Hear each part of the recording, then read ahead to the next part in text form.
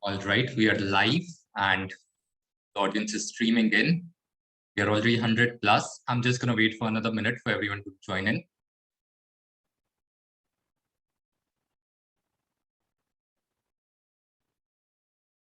Okay, 200 plus already.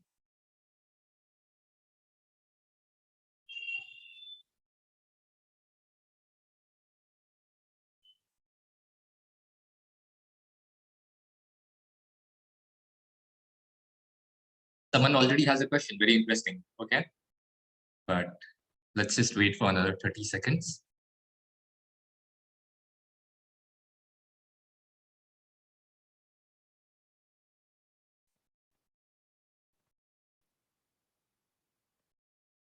All right, so while we are waiting for everyone to dial in, to the people who have already come in, so I see 250 plus, we are touching 250 already. So those of you who have come in, why don't you mention your cities in the chat box? So just tell us which city you are in currently. Just post that in the chat box, and that would give us a hint of where all the audience is coming from today. Okay, so I see Devishi is from Mumbai. Saurabh is Delhi, Mumbai. Okay. Okay, Amchi, Mumbai. All right. There's Kanpur, Nagpur. Okay, Delhi, Rajasthan, Hyderabad, Nagpur. Okay, Faridabad, Rajkot. Okay, interesting. And DOS is from Philippines. Okay, welcome, DOS.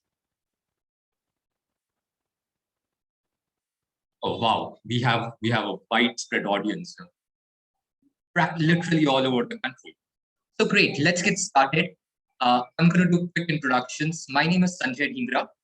I'm the co-founder and director at Seed Global Education. We are hosting this session with New York University's Tandon School of Engineering today. I am being joined by John Cardillo, who's the Assistant Director of Career Services at NYU Tandon. Of course, NYU Tandon needs no introduction. It's a global brand. I am quite sure if you're coming to this session, 99% of you already have heard of NYU Tandon before. So I really don't need to introduce the school. But about John, John has spent over a decade in career services, mainly based in New York. He has been with NYU, the whole university, the New York University, for over 6 years now, John. Is that correct? Okay, so fairly long time. And he would be taking us through the session and talking about the emerging high-tech career opportunities that we're seeing across the globe, and especially in the United States and North America. So I'm going to come to John very quickly. But eventually, in the next 30 minutes, we'll also be joined by Andrew Rappin, who's the director of admissions at NYU Tandon. So he's also going to talk to us and talk about how you can secure or how you can make a great application to NYU Tandon and secure your admission and scholarship opportunities, the admission criteria that are applicable to you. So we'll also talk about all of that in a bit. But before we get into the session, I'm going to run a quick poll. I'm still waiting for everyone to dial in. I'm seeing the audience count going up. We are 300 plus now, in fact, close to 350. I know people are still dialing in. I don't want anyone to miss the chance. So I'm going to run a quick poll before everyone comes in. And this is to just capture your interest in studying abroad. So you can see the poll on your screens right now. How many of you in the audience, so how many of the 350 people who are in this session right now, how many of you are looking to pursue a STEM master's abroad and specifically in the US? So I just want to capture the intent. I want to see how many of you have a genuine interest in studying abroad. And that gives us the excitement as well. Okay, great. So I see the poll numbers coming in. Okay. Around 22% are saying, as of now, saying very likely, 38, 39, 40% are saying somewhat likely. A good 30% are unsure. Hopefully, after listening to John's presentation, your thoughts would shift and you'd get excited by the career opportunities in the US and may want to go there. But okay, so great. I still see the responses coming in. Okay, the trend shifting slightly, so around 35% now, saying very likely, 38% that's somewhat likely. Okay. All right, I'm just going to keep the poll open for another 10 seconds. I still see some laggards responding.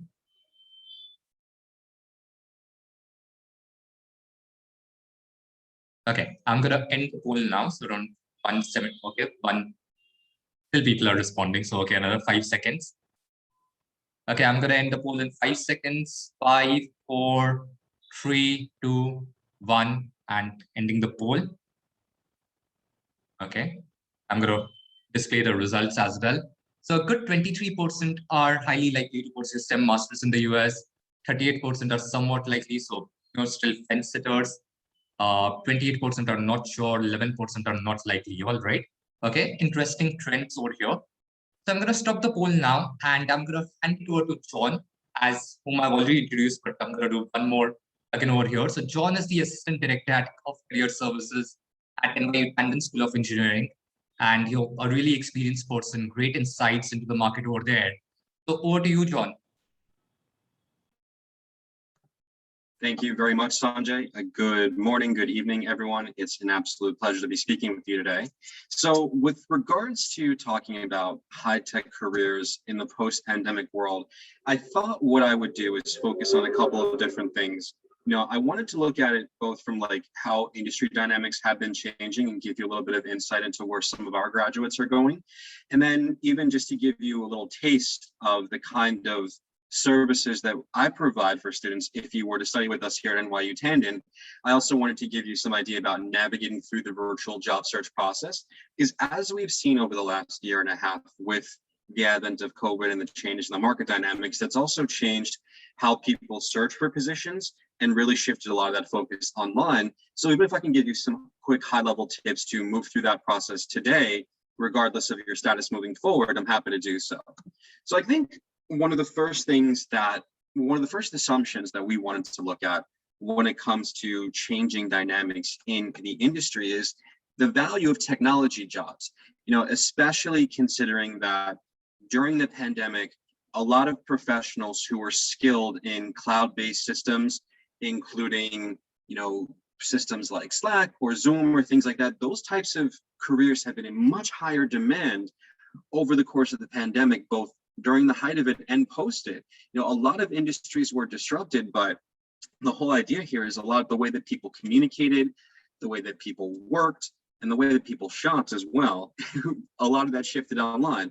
So any professionals such as software engineers, data scientists, product managers, and cybersecurity professionals, even if you're not in those particular fields, if you have any kind of career that's touching on tech, and any kind of career that's focusing more on what we call business continuity, those types of careers have been in much higher demand over the course of the pandemic.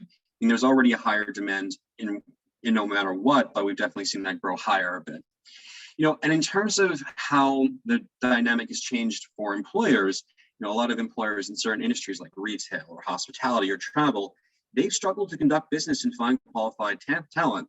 A lot of those organizations during the beginning of the pandemic, we actually saw a crunch in hiring and more of a focus on internal skill building for different organizations in order to fill some of the gaps in talent they might have had and to kind of keep things going. But as the economy has recovered on a global scale, we're seeing that employers are actually struggling to find qualified candidates. So they're increasing incentives. I've seen anecdotally that some of my students who a couple of years ago were getting certain salaries or certain benefits packages for certain types of roles, those have actually increased. So I think that the market is still really ripe for people who have certain skill sets and certain types of qualifications for different types of positions. So, I think that we're in a very good position to continue those types of things. And I think that even as what I was saying before, a lot of employers are really focusing on, different incentives like work-life balance and workplace safety and flexible working arrangements. So not only is it, in my opinion, a right time for people to be looking for positions, but I think that what employers have to offer you and what they're using to attract top talent really hasn't been at this particular level in a long time. So again, like I was saying before, even though there was a crunch early on, there's always been a steady need for talent, especially in technology-focused opportunities. And again, we've been focusing on a lot of students that I've seen now are more selective. They might have the opportunity to speak to multiple companies that have competing offers. I've actually anecdotally seen that happen a little bit more too. So, they're taking into consideration not just compensation and not just whether someone's going to provide a working visa, but what kind of work-life balance will they have? Will they be able to work flexibly?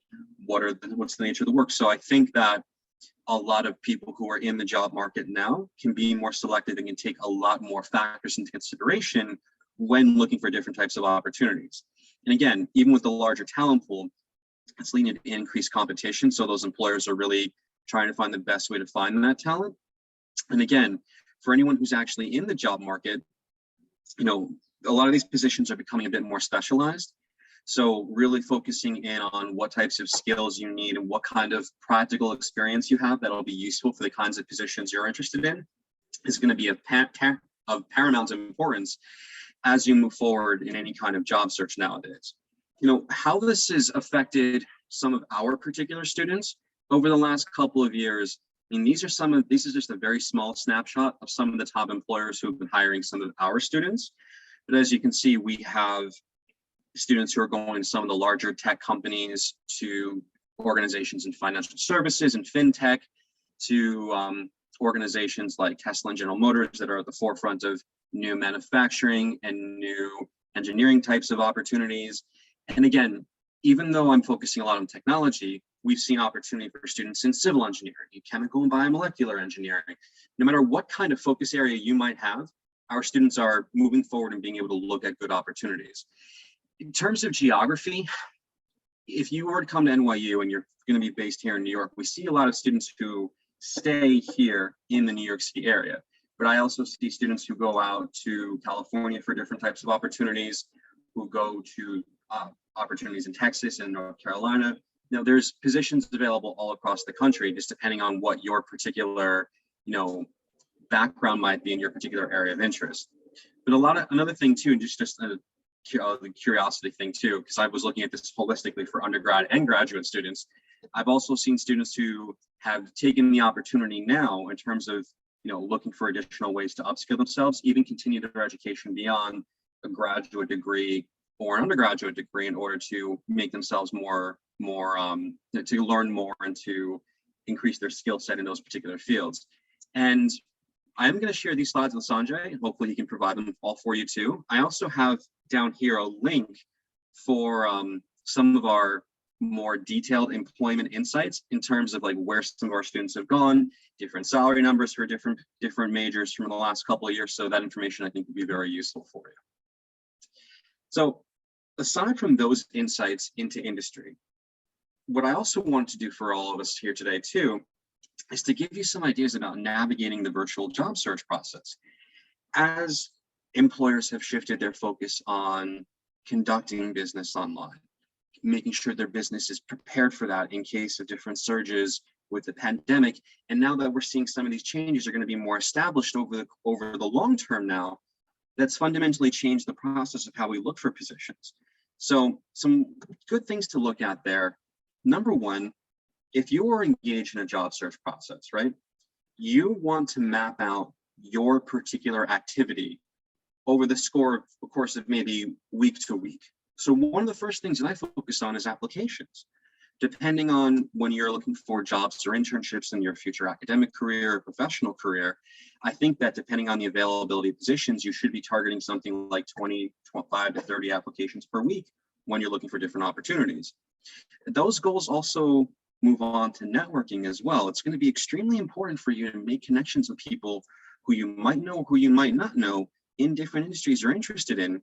And I think one of the first things that will be a good way to start learning about different industries you might be interested in would be to reach out to people for informational interviews. And I'll show you about that process in a little bit. But I'd say trying to reach out to 10 to 15 people per week about that would be good, along with trying to attend some virtual networking events, whether those are going to be conferences or tech talks or liaising with employers through your university, anything like that would be good. As we move forward, another thing that will be very useful for you, even before you were to continue your journey for a master's degree or a doctoral degree or whatever you might be looking for, would be to make a list of organizations that you're interested in and potentially working for. It's not just going to be the only companies you want to work for, but at least having a baseline of places where you might want to look for opportunities can help you with researching people, types of opportunities, and what you might need to be successful to go after them.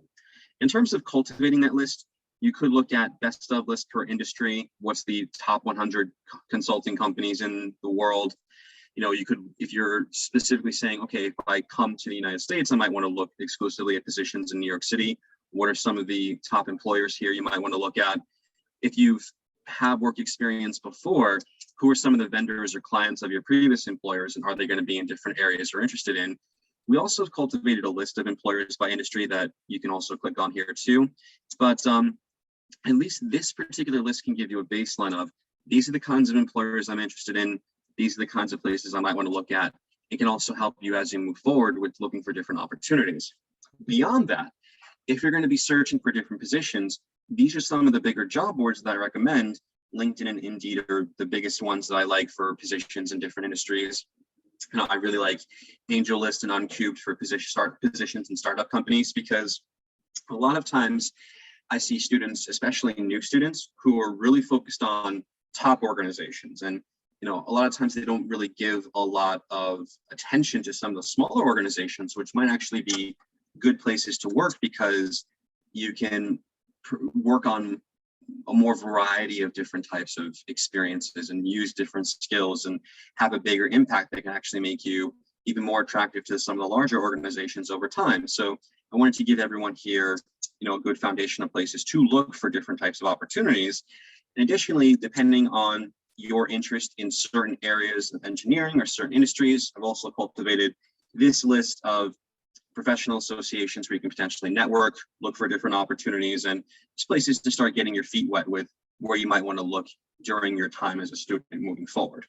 So aside from having a foundation of opportunities to go after and places to apply to, I also think it's going to be important to do some virtual networking.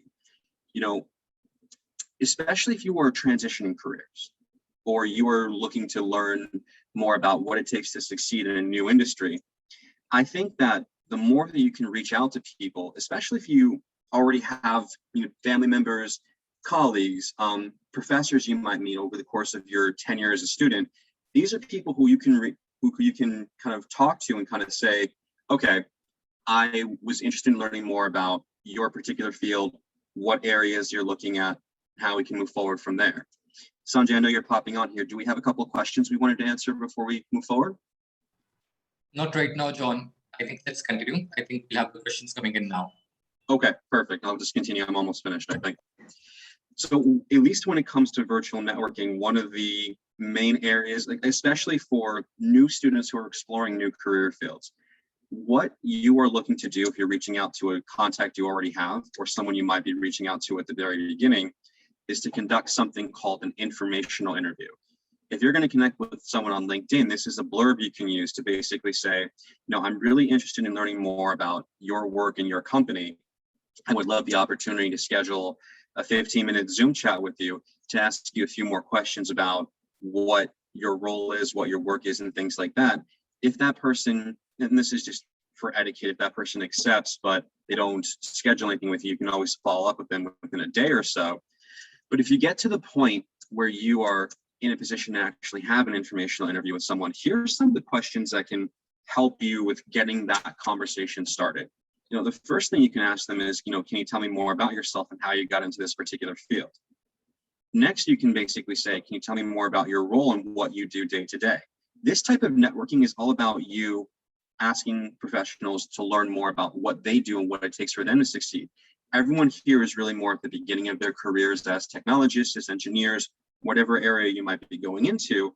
So it's great to make connections with people to learn more about what you might need to do to succeed, to help you chart a clearer path towards your career goals, and also to establish a network of people you can potentially reach out to for referrals in the future.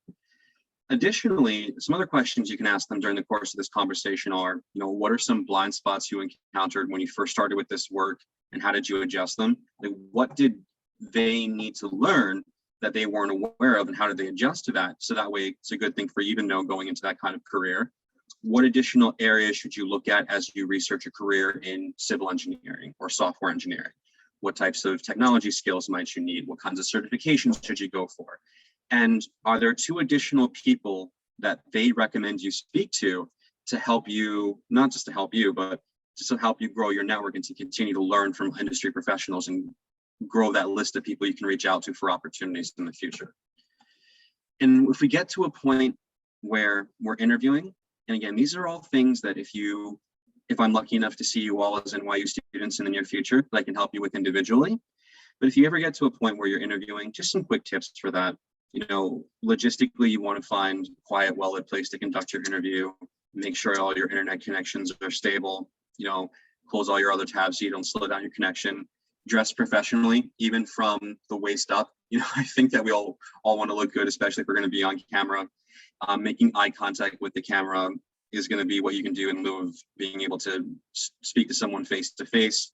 Come prepared with examples of how your experience relates to that particular position, and make sure that you ask questions at the end, because it's a two-way conversation. So the company might ask you questions about you, how you work, what you've been able to do before, but then you want to also ask questions from them to learn more about who they are and how you might be a good fit. So with that, I know I went through that very quickly, but overall, technology is growing space, especially during these particular times. Students are finding opportunity. It's all going to come down to you as an individual in terms of how you market yourself. But I think that preparation is going to be key. Cultivating a good network is going to be key. And really trying to fill in those gaps over time with whatever skills and experience you might need will help you move forward in a really positive and professional manner. But with that, I'm happy to answer any questions you might have now and in the near future. So thank you very much for the opportunity. I'm glad I got to speak to you today. Thank you, John. I do have a couple of questions to ask, and I'm going to pick these up on behalf of the audience. Sure. Are you seeing any shift in trends? Are you seeing, let's say, certain career tracks like cybersecurity, data analytics? This is what we've been hearing, right? With the your online usage going up during the pandemic. We are seeing a huge demand for cybersecurity professionals, data analytics, business analyst roles, and everything. Yes. And then, of course, encountered some roles, some traditional roles may be going down. So are you seeing certain shifts in these trends? I think that anecdotally, I can say that, yes, I've seen a huge increase in people who are interested in careers like product management, cybersecurity, and data analytics, because it's not so much that the organization is growing their digital footprint, but they're looking to dive deeper into the one they already have to make their sites run better, to make them more secure, and to draw insights that'll be positive for their business, and looking for professionals who are skilled in those particular areas. I wouldn't say that I've seen opportunities for like traditional software engineering positions go down, but I have seen students who've considered other types of opportunities. Like, it's not so much that I've seen too many students now who are interested in full stack, but actually specializing more in like front end development or development in a certain coding language like Java or Python or C++, or people who are more interested in like site reliability or things like that. Anything that has to do with helping that business run better, and the more specialized, and it's become a little bit more specialized, but if you can show mastery in certain skills and requirements for those types of positions, as opposed to just having a broad skill set, then I think you'll be in good position. All right, very interesting. John, one common question which comes up, and we interact with a lot of Indian candidates looking to study abroad, and one common question that comes up is the location. Which state in the US, which side, the East Coast, West Coast, which state, which city should they look at programs in, right? And this is a very common question that comes in. Now, there's a trend or mindset in India that on the West Coast of the US, given the Silicon Valley and the whole location of California, tech jobs are more abundant over there as compared to the East Coast. New York is known to be a financial services hub, the financial capital of the world, quite literally. So what is the difference? Do you see such trends happening? Do you see, given that you have been in the space for a really long time, do you believe in the trend? Do you believe in this perception, or are these just myths? I think that there's opportunity available everywhere. So to address different points of your questions, yes, New York is a financial hub. So I see students who get positions in fintech, especially within large banks like Goldman Sachs or Morgan Stanley, JP Morgan Chase. But we also have huge Facebook and Google offices here in New York that I see a lot of my students go to. I see students going for different tech companies in Silicon Valley from time to time. I see students going to the Seattle area for positions with Microsoft and Amazon. We're spread out. And also I've actually seen a slight increase in some of my students even looking at opportunities abroad in places like Europe, in Singapore, all over the world. but half of our students end up staying in New York, and that's true across all majors. So New York has this colloquial name called Silicon Alley.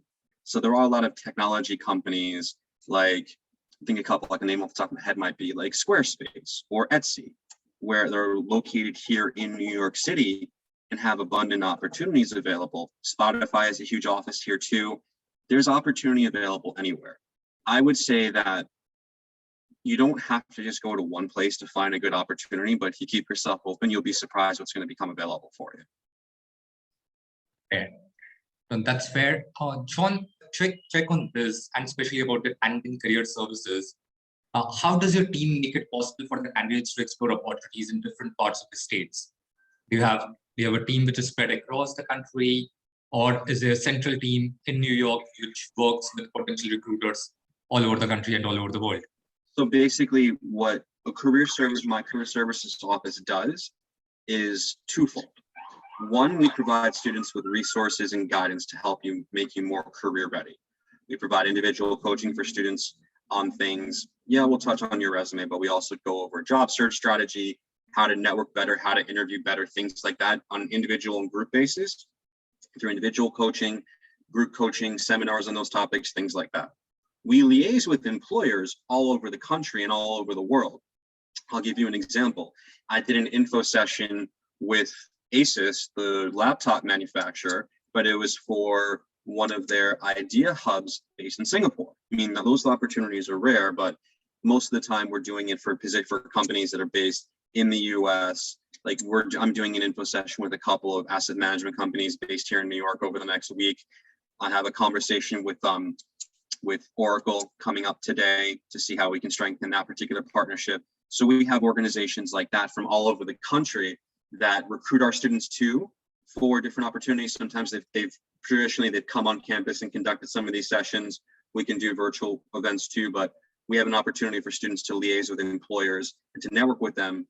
You know, we have career fairs every semester. We have smaller employer events that happen throughout the course of the academic year. So there's a chance to connect with employers from all over the country and all over the world. We also have a platform, and actually in NYU, you have access to two platforms. You have Handshake and also Tandon Connect if you're a Tandon student, to look for jobs and internships to apply to attend events run by two different career services offices. There's an abundance of opportunity and resources to use to help you find an opportunity wherever you might be. But the most important thing we do is provide you with guidance on how to make that process more effective for you individually. Fair. I think it's more about being well prepared for it. If you're well prepared, opportunities will automatically come your way.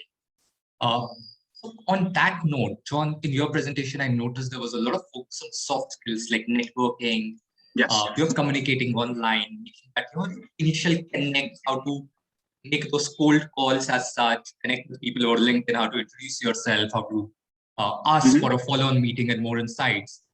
So how important is it, right? I mean, for someone who's looking for a pure, and in India, this happens, right? A lot of people, a lot of the audience right now must have studied at top engineering schools in the country. They've got great technology skills, but communication skills and the soft skills take a backseat when it comes to India, right? Because so how important is it for an expat or an international student? I cannot stress the importance of that enough. It's important for you to build. It's almost becomes the most important thing when you are here in the US, because the employers it's not that they don't care about the technology skills, but the technology skills is the foundation. If you can code in a certain language, if you have built certain types of technology products, if you can make something run better, that's wonderful. I always say that if I'm working with someone on a resume, with the key thing that the employers are looking for is how have you demonstrated experience, whether it's academic or professional in nature, that translates to industry? How have you done something practical if you've learned some of these different skills, and how has that affected the organizations that you've worked for, whether it's academic projects, internships, jobs, clubs and volunteering, anything like that. But then when you're actually going for a position, that can only open the door for you. Because then once you're actually talking to an employer, they want to know how you communicate, how you lead, how your experience has an impact on the organization. And the only way you can do that is to be able to articulate those things And building relationships with people will also get you the opportunity to have those further conversations with people. Everything that we talked about here, most of my stuff with the interviewing, is to help you land interviews. And then the interview is going to help you land the job. So a lot of those soft skills are going to be the key elements to making those parts of the process successful. Obviously, we can go into more detail with everyone individually if we're lucky enough to have you as NYU students in the future, but those are going to be extremely important. So I want you to remember those as you move forward with this particular journey. Great. That's really useful. And I think this is a good direction for candidates from India who are looking to study abroad. Focus on building your communication and networking skills. They come really handy when you're outside your home country. John, on this front, right, we see a lot of tech background people, and especially software engineering or programming languages background candidates coming from India. About candidates who are looking to pursue niche career opportunities, people who are looking to study, say, biomedical engineering, looking to study mechanical, mechatronics, electrical engineering, those kind of civil engineering, civil and infrastructure, right? Yes. What kind of opportunities can such candidates find at NYU Tandon? Or what kind of network would be available to them? Well, we try to cultivate a network for people throughout all of those things. I can give you an example. I've had students who have come for, let's say you're studying construction or you're studying civil engineering. We had maybe a half dozen, 6 to 8 construction civil engineering firms at our last career fair. We have, like, even for some of those particular job boards, like I recommend resources for people to move forward and find positions in their particular fields. It's basically, we have employers who come to campus to talk to students in multiple career fields. Number one, we provide specialized advice and resources for anyone, no matter what their niche might particularly be. Even though the vast majority of our students are looking at those particular areas, and that was the focus of my presentation, there's no shortage of opportunity available for people in more niche fields as well.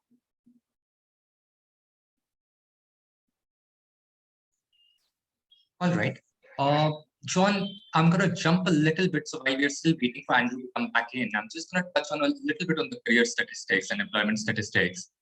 So 3 months post completion of the program, you measure what percentage of the cohort graduating class has secured an opportunity and what percentage is still looking, and usually what kind of trends do you see over there? I think that, at least with the pandemic, I don't have those numbers off the top of my head. Our employment statistics that I've shared will be able to illuminate that a little bit more. I will say that, and this just affects job search process. A lot of times for me, I've had students who try to compare themselves to others. What's the likelihood I'm going to get a position 3 months out of school, 6 months out of school, anything like that? The biggest determining factor for anyone's career success is going to be you as an individual. The earlier you start networking, the better. The earlier you start looking for opportunities, the better. The more people you speak to, the more the chance you get to share your background and experience, the more events you attend. I think the more effort we put into this, the better off the success will be. Because I could have 5 students who are all great software engineers who are applying for the same types of positions, but sometimes there are just factors outside of our control that would influence how successful they might be, and that just comes down to who they are as individuals. So the statistics are important. I can say overall our students find success, 6 months out, we're doing pretty well. I'm not going to throw out numbers because, again, I think that I don't want those to be, not that I want them to be misleading, that's not the wrong word, but I think that focus on you as an individual and what you can do, and we will be able to provide the support and resources necessary to help you move forward with that. Perfect. That sounds great. John, we also have Andrew who's coming now. I'm going to jump over to Andrew, and yep, there we are. You're able to see Andrew now. So to the audience, as I mentioned earlier, so Andrew is the Director of Graduate Admissions at NYU Tandon School of Engineering. I am going to invite him to talk a little more about the various programs that Tandon has, give you more insights into the admission criteria, the scholarships, give you more details about the various opportunities that are available to you. And then we are going to take more questions for John and Andrew both. So you can continue posting your questions in the Q&A box, and I'll surely pick them up. Andrew, we already have some questions coming in from a candidate who's looking towards your master's in comp science at NYU Tandon and asking if NYU Tandon is the right choice for her or not. But yeah, I'm sure your presentation would give them top reasons why they should be looking at Tandon. And over to you with that. Sure. Thank you so much. I appreciate that. And a big thanks to everyone who's attending today, and even bigger thanks to everyone who's interested in NYU Tandon. Currently, I'm happy to give a little bit more information about the institution. I'll go ahead and share my screen. I have a few slides to help us move through the conversation. As mentioned, my name is Andrew Rappin. I'm the Director of Graduate Admissions here at NYU Tandon. I'm here to talk a little bit about the university. We'll go over some of the programs that we have available. And as mentioned, we'll go over scholarship opportunities that are offered as well as the application process. But to kick us off, we have a few stats that I wanted to share. Some of the numbers that sort of speak to who we are as an institution as a whole. You'll see number 29 for US News and World Report on the best global universities. Princeton Review puts us at number 3 for best dream school. Times Higher Education, US News and World Report for best national university, all put us in the top schools globally. So a lot of reasons to come, but I know a lot of students rely on rankings, which is just one component of this. There are a lot of other opportunities for you to learn more about the school to figure out if it is the right fit. One of those things sometimes is size. So we are a relatively decently sized graduate school. So we have about just under 3,000 graduate students coming in from over 60 countries, which again puts us at number 9 for bestcolleges.com for among the most diverse colleges in the United States. We do see students coming in with a pretty decent profile. I know a lot of students ask about the average or the minimum GPA and GRE requirements. We do have a minimum 3.0 GPA out of 4. If your transcripts or your records are not on a 4-point scale, all you would have to do is just send us those transcripts. We'll handle the evaluation. You don't have to get a separate evaluation and pay additional money for that. We will take care of it for you. Oftentimes the average or the minimum GRE score is a big conversation as well. I'm happy to report that there is no minimum GRE score, and many of our programs are opting to make the GRE score optional for the 2022 cycle. So there is a list on our website of all of the programs and their GRE requirements that I'll be happy to share at the end of our presentation as well. But again, there is no minimum GRE score, but we do have average GRE scores that are listed here. This is an average among the entire school. So specific programs would have averages that are slightly different than this, but for the average graduate student starting the program at NYU Tandon, we see an average GRE quant score of about 166 and the verbal of about 153. This is the full list of our programs that we offer at the master's and PhD level. You see the majority of them are offered as on-campus options. A select number of our programs do offer online options for enrollment. But we do offer master's and PhD in many of the STEM fields you see listed here, including computer science, also management of technology, which is a popular program as well. We do have a master's program that is offered on campus and online. But the full list of our programs is in front of you here. Obviously, this is very easily found on our website as well. I'm sure a lot of you have done the research to figure out which programs you are very interested in. And I'm, as Sanjay mentioned, very happy to take questions on specific programs if you have them at the end. I'm sure John touched on some of this as well that I'll have, so I'll briefly go through some of this information here, but we do have a lot of opportunities for you in New York City and a lot of reasons why an on-campus program would benefit you. Obviously, coming in to New York City is a big benefit to a lot of students. We have seen a lot of job growth recently in the city and around the city. We are home to a number of tech giants, as you see mentioned here, like Facebook and Google. So it's not just Silicon Valley on the west coast of the United States that has sort of a tech industry. New York City also has a lot of high tech industries that you see listed on the right-hand side of your screen. You see Business Insider also puts New York City as the most influential city in the world. So that's indicating a lot of the networking opportunities that you would have available to you as well, not only with the NYU alumni that you would have as part of your network, but just being in New York City, being around these tech giants and having the ability to go to more formal or informal networking opportunities, both on and off campus, are very helpful to students, especially when looking for an internship and securing opportunities like CPT and OPT. Again, I'm sure John may have mentioned some of this as well, but we do have a well-established alumni network around the globe. Obviously, New York City, or New York University, I should say, is a global network university. We have campuses in 3 different locations around the world and portal academic centers in many different countries. So you see NYU represented all over the globe. And for that reason, our alumni go on to do and establish themselves in really great positions that provide opportunities for our current and new students to be able to connect with and network for, again, for career and internship opportunities.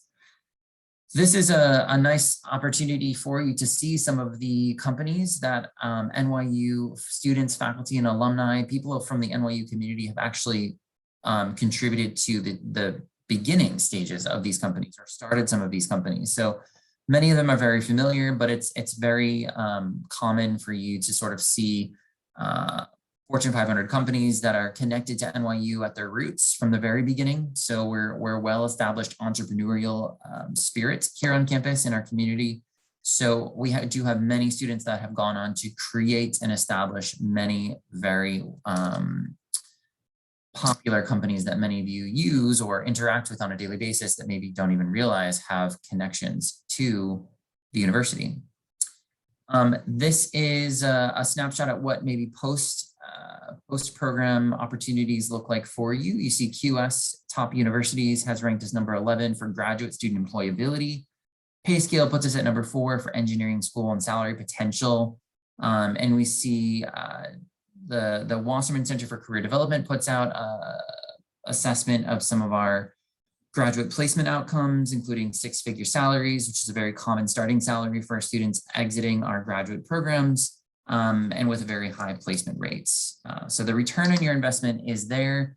But if we if we move back all the way to the beginning, you'll see the early stages of getting into these programs and the application process.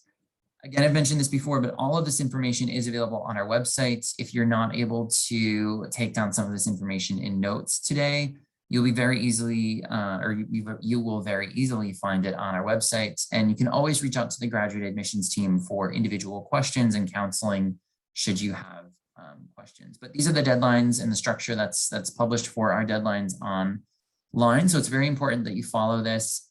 We do offer a priority deadline on December 1 for the fall intake. If applying by this date doesn't guarantee you admission, but what it does is guarantees you a quick decision on your application. So if you're looking at, you're looking at a timeline for applying for a visa, you want to get a decision quickly, make sure that you're applying by the December 1st deadline, and we'll make sure to get your decision back to you as quickly as we can.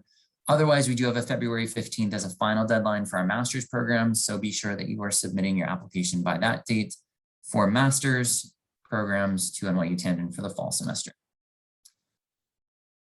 The requirements that we have here, obviously we have an online application system that you'd fill out. There is a $90 application fee that I'm happy to provide an application fee to anyone who is attending today. I'll communicate that through Sanjay and he can disperse that out to anyone who is interested to apply and waive the $90 application fee. You will see an application checklist that you can check in after you submit your application to make sure that all of your documents are received and submitted correctly. We do require official transcripts from all of your previously attended institutions. We can accept a copy of your official transcripts during the admissions process, but ultimately you will have to submit the official transcripts. So if you have access to those official transcripts, it is very much encouraged for you to submit it as soon as possible during the application cycle. However, like as I mentioned before, we can be as accommodating as needed for students who may have trouble accessing their official transcripts immediately. I mentioned this at the beginning, but we do require GRE for most of our programs. We do have some programs who have decided to waive or alter their GRE requirements slightly. So this link on your on your screen here, you can find this up-to-date and full list of all programs with each individual requirements for the GRE listed alongside those program names. For international applicants, we do request some sort of language proficiency exam. We'll accept any of those scores that are on your screen now. The minimum scores are reported on our website for each of those exams. And routine requirements beyond that, we do require you to upload your resume into the online application, as well as a statement of purpose or an essay that is usually about 1 to 2 pages in length that explains exactly what your idea is for yourself while you're here at NYU Tandon. And you can also use that as an opportunity to highlight some unique strengths that help you stand out as an applicant to the faculty when they are reviewing your application. The final requirement is 2 letters of recommendation. 2 is the requirement. You can submit up to 3. Those will all be submitted through your online application. All you have to do is provide the contact information for your person who you would like to write your letter of recommendation. The online application will do the work to reach out to that person and will contact them for a letter, and then they will automatically upload that letter into your application. So what that means is that you don't have to do the work to secure a letter from anyone specifically. All you have to do is just provide their contact information, and we will do the rest of the work for you. Occasionally, there are documents that students want to provide in addition to what's required. We do have a place for supporting materials that you can provide an additional PDF upload into the online application if you so choose. And sometimes students ask about interviews or contacting faculty. Faculty will reach out to you if they're interested to have an interview with you. This is by faculty request only. This is not by student request. But if you are a PhD applicant, it is suggested that you at least do some research online to figure out who a wonderful faculty connection would be for your PhD interests in your PhD program. It is very helpful if you reach out to them just to have a very informal conversation via email to let them know that you are interested to work with them and that you have submitted an application to their programs. But you would not be able to request an interview specifically. Again, faculty will reach out to you if they're interested to have a more formal interview as part of your application process. And finally, this is contact information for my team. You're welcome to give us a call or an email. Obviously, visit the website for all of the information that I've shared with you today to have updated and available information at any point you desire it. Awesome. Thanks, Andrew. This was extremely insightful. We do have a number of questions coming in for you. But before I take the questions, I want to run my second poll now. And you did mention that GRE or for some niche programs, the business masters or something like that, New York University does accept GMAT. But I'm understanding for the engineering school, it's mainly the GRE which gets accepted for the engineering programs. So I want to check with the audience their status. I want to know how many of them have already started preparing for the GRE or taken the GRE already. So in the audience, if you can see the poll on your screen right now, do respond and let us know if you have already started preparing for the GRE or already taken the test, or if you're yet to start preparing, have not taken the test yet, then please choose no as the option. Just good to see where you stand and what is your state of preparedness as of now. Okay. So I'm roughly seeing that only 30% have started preparing or taken the test already. A majority are yet to do that. A majority are yet to start preparing. I'm just going to keep the poll open for another 10 seconds. So if you're looking to respond, do let us know your GRE status. And I do have a follow-on question for Andrew about this, about the GRE test. All right. So, okay. The trend is, the percentages are still fluctuating. I'm just going to wait for another 5 seconds. Okay. So interesting. I'm going to end the poll now. And okay, so there was a slight dip towards the end, but around 27-28% have already started preparing for the GRE.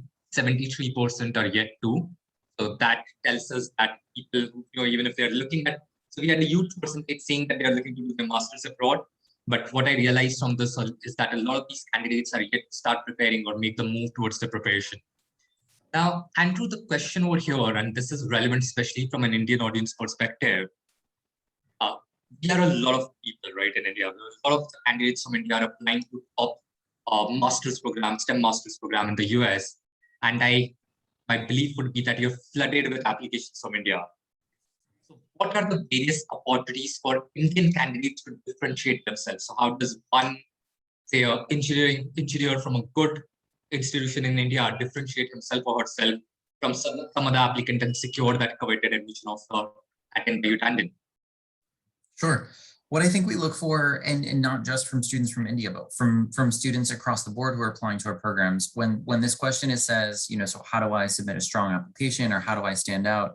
Really what my suggestion is to make sure that every application document that you are submitting is as clear and concise as possible. It is not a competition about who can write the most or who can include the most words on their CV or their resume.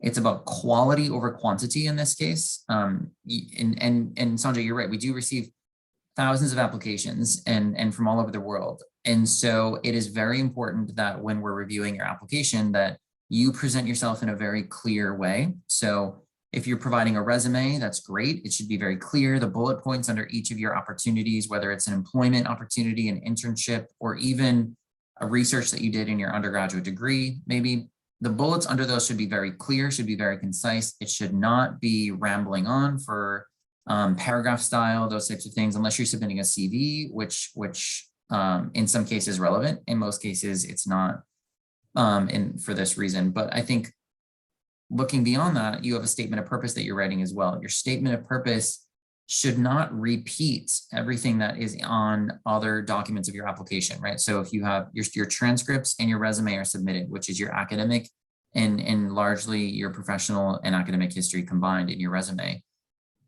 you should not repeat and say, I took this course and I got an A in it and I did really well and I had this job and I did this task. All of that information is found in your transcripts and on your resume. So think about what you want to highlight as part of your application. Think about what you want to do in your program at NYU Tandon specifically. Why have you chosen NYU Tandon? Show in your essay that you have done the research to understand the connection that you have to NYU Tandon during your application process. So I want to see what are your intentions, who are the faculty that you're interested to work with. It doesn't matter that they have a spot on their research team or you already have a conversation in play with them. What matters more is that you have done the research to know that your background fits and you are interested to attend NYU Tandon for reasons that are connected to academics. So, or maybe it's connected to, the networking opportunities that John's team would be able to connect you with, or the internship opportunities that you don't find at other schools. The fact that John's team is working directly with our engineering students is a unique factor alone. And so there is a lot of work that John does with students even before they enroll at the university, which is not a level of service that you'll find at a lot of other universities. So maybe that's the reason that you're choosing to apply to NYU Tandon, and that if that is the case, you should explain that in your essay. So we want to know exactly why you've chosen to be able to attend NYU Tandon in your application. So that is the hope, that we want to make sure that you're conveying exactly who you are, what your background is, and why you have sort of selected NYU Tandon as a place where you would like to conduct your graduate study.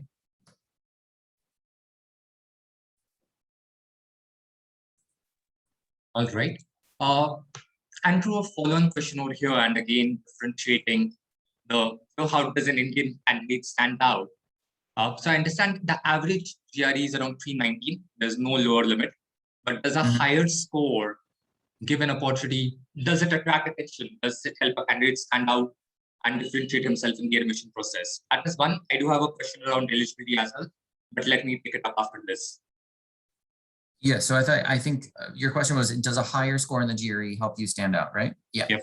So in a lot of ways it does. So you want to make sure that if you are submitting a GRE score for a program that's required, you want to make sure to take the time to prep for the GRE and to make sure that you're taking the time to put yourself in a position where you're performing the best on that exam. So if you want, take the time to make sure that you're providing yourself the opportunity to take a practice test. There is a cost to take the GRE. There's time to take the GRE. So you want to make sure that you are making sure that when you do sit down for the exam, you are the most prepared to do it. A high score in the GRE obviously does indicate that you may be very well prepared for the exam or for this program, but it's not the only thing. So we want to make sure that other application components are strong as well, like what I was saying in my previous answer. It is a holistic review process. There is no cutoff for the programs. So regardless of your GRE score, if you're submitting a complete application, it will get reviewed by the faculty and will be issued a decision ultimately. All right. So Andrew, I'm going to jump to the audience question. I'm going to pick up one question from Boss, who I remember he had mentioned he's dialing in from Philippines. So I'm going to take his question over here. And he's a business undergrad. So he's done a bachelor's in business administration as such. And he's looking to take master's, and you're preferably pursue a STEM master's in the US. So do you accept such candidates who come from a non-engineering or a non-sciences background? Do you accept such candidates for any of them, STEM masters at NYU Tandon? So that is one. And secondly, a connected question to this. In India, you have engineering programs which are usually 4 years duration. So of course, I understand they meet the criteria. But you also have Bachelor of Sciences programs, which are 3-year programs as such. So what about these candidates? Do you accept a 3-year undergraduate degree as well, or is that a no-go for you? Sure. So for your first question of students coming from a non-technical background into the programs that we have here, in some programs that is acceptable and will work fine. For example, the Management of Technology program does not require you to have a technical background. It will build on your skills that you have currently and will pivot you into a leadership role within a tech firm with a foundation on what your undergraduate program is. So if you're interested to be some sort of manager of a tech firm, having a business background and coming into the Management of Technology program works well. We want to make sure to see that trajectory from you in your application. For example, if you're if you have a non-technical background with no technical work experience and you're applying to the computer science program, for example, that's a very difficult fit. A master's program is not meant to teach you foundation skills of an industry. It's meant to build upon skills that you already have and turn you into a master of those skills. So if you're looking for training programs in terms of, you're learning tech or you're learning programming or you're learning something for the very first time, a master's program in computer science at NYU is not going to be the place for you. But we do have bridge programs that are available. So if you're a non-technical background and you want to come into a computer science program, you could enroll in a bridge program first, which will give you those foundation skills and then allow you to apply to the master's program in computer science. Not a guaranteed admission, obviously, to any of our master's programs, but what it does is provide you more of that foundational knowledge that you may have been missing if you didn't have a technical background to begin with. And your second question about 3-year bachelor's degrees is that if you only have a 3-year bachelor's degree, we do not accept those at the master's level for NYU Tandon. All right. So is the alternative for such candidates with a 3-year bachelor's degree, can they do, say, first year of master's in India and then apply to NYU Tandon? Would that be acceptable? So they do, say, a Bachelor of Science in Physics and then follow up with a Master's in Physics from India, complete the first year. It's a 2-year program, so they complete the first year and then apply with that work. Or can they compensate that lack of 1 year of education by getting some additional work experience? Is that possible? So work experience does not work. So regardless of work experience, if you only have a 3-year bachelor's degree, it still doesn't equate to what we're looking for. Once you start stacking additional education on top of a 3-year bachelor's degree, it becomes much more of a specific individual student conversation. And so, because it depends on what your 3-year bachelor's degree was and how it's evaluated and what the additional education or additional courses that you took on top of that were connected to your bachelor's degree or not. So we would take the time, like I said, and this is part of the reason why we handle the evaluation process for the students, because we don't want you to absorb or to be responsible for a cost of an evaluation that ultimately determines that you're not eligible for a program. We will do the evaluation for you and absorb the cost on your behalf. And we'll let you know specifically if your combination of academics will allow you to be eligible to apply for the programs that we have at NYU Tandon. So what we would need from you is all of your transcripts and a submitted application. And like I said, we'll handle the rest of it and we'll be in touch if there's any additional documents or any eligibility issues that we find with your application. All right, interesting. So I remember you showed on the slide the contact details. If you can present those once more, that would give an opportunity for the audience to figure out how to reach out and connect with your team. Yeah, sorry, you were breaking up a little bit. You were just asking about contact information? That's right. So I remember you did show an email address on which they can write and clarify their doubts about eligibility. But if you can do that Definitely, once more, yeah. that The would be great. email address is engineering.gradinfo@nyu.edu. Happy to share that one more time here.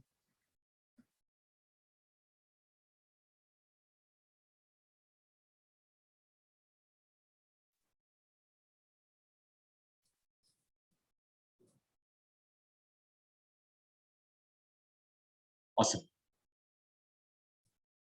Great. So, all right. So I don't have any more questions from the audience coming in. So to the audience, we still have John available with us. Andrew's here as well. This is a great opportunity to clarify your doubts about studying in the United States and at NYU Tandon specifically. So if any queries that you have, please post them in the Q&A box and I would be happy to pick those up over here. Andrew, some tips, right? Here, some guidance and broad outline. I know we spoke about eligibility. You spoke about how to make your, don't repeat the same points as your resume or your transcripts in the SOPs, all of that. But any additional do's and don'ts, some parting advice for the audience? I would say, I mean, the most common thing that we see is that, we see students who go through and start an application, submit it, send their transcripts, but sometimes it's missing like a letter of recommendation or missing one very specific required document. That's why we do take the time to mention that you do have a status page on your application so that if you wanted to check in on that, you could do that. You'll see exactly what documents are missing. The don't in this case is don't take the time to go through and submit your application and miss out on being reviewed because you didn't submit all of the required documents. So your status page will tell you exactly what's still missing and what's required.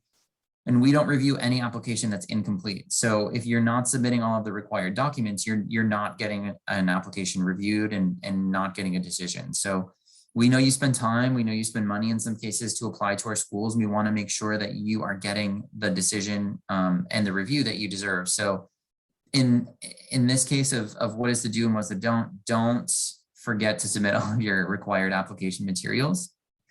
Do reach out to us if you have questions. If you have questions about the program, one thing that I would say we're very happy to do is to counsel you and connect you to current students who are in the program, to faculty who are in the program. If you have those questions that the admissions team is not best positioned to answer, we will connect you to someone who will help you with that. So if you have questions, reach out to us. I would say though, if your questions are, did you receive my document, or is my application complete? Those are questions I would not email to the admissions team because you can answer those questions on your own by visiting your status page.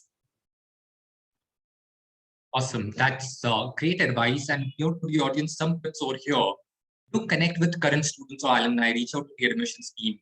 That history gets tracked, right? I'm sure Andrew use a CRM system like Salesforce or something like that, where you're able to see the number of interactions that the candidate has had with the school and what kind of questions they've asked, what kind of events or sessions they have attended. All of these are good indicators that the candidate can use to communicate to the school of their interest and intention in the school. So use those opportunities, connect with current students, connect with alumni. These can be really eye-openers, can give you great insights into what the school, what the university has to offer, and really get you started onto that study abroad journey of yours. With that, I'm going to run my final poll of the evening. So last poll right now. And you can see it on your screen right now. So having heard from John and Andrew now, and having understood about what the school, what NYU Tandon has to offer, how likely are you to apply to the New York University Tandon School of Engineering for your MS? Okay. I do see some responses come in. So around 30% are saying very likely, another 33% are saying somewhat likely, and there's 30 who are not sure. So we're roughly not sure or not likely. So roughly 30% spread as of now. Okay, the percentage for somewhat likely is going up now. All right, so around 37% at somewhat likely now. I'm going to keep this open for another 5 seconds. So if you're looking to respond, what is your intent or interest in NYU Tandon School of Engineering? By the way, I know Andrew did mention it. There are application fee waivers available. So if anyone who's attending the session is eligible to make the most of those.